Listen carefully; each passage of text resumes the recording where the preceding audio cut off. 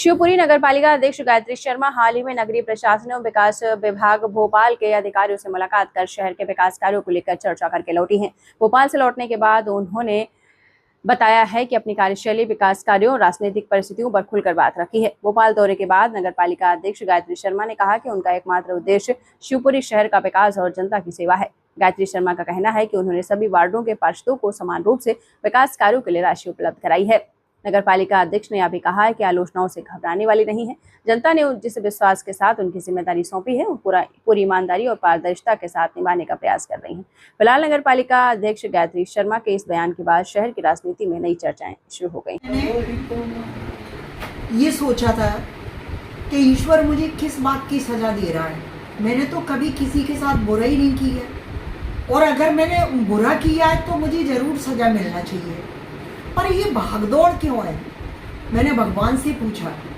तो जब मैं कल भोपाल गई अपनी चीज़ों को कमिश्नर साहब को बताने के लिए, और मैं वहाँ उनका इंतज़ार कर रही थी, तब मुझे बार बार ख्याल आ रहा था कि भगवान मुझे ऐसी परीक्षा क्यों ले रहा है। पर नहीं, परीक्षा के बाद जब सोना तपता है ना, लोहा तपता है तो सोना बनता है।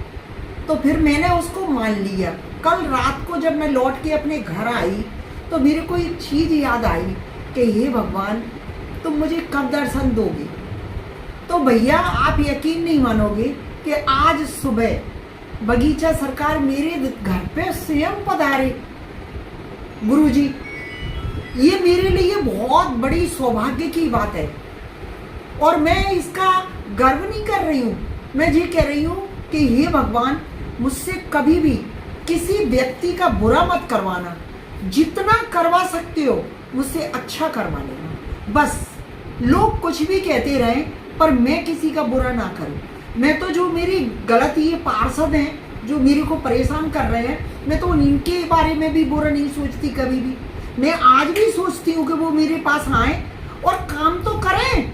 अरे मुझे गालियाँ देते रहे, गाली तो गाली की जगह है, लेकिन जनता के लिए तो खड़े रहें, जनता का भला तो करें। मैं जनता का भला करना चाहती हूँ, उसमें परेशान ना करें मुझे।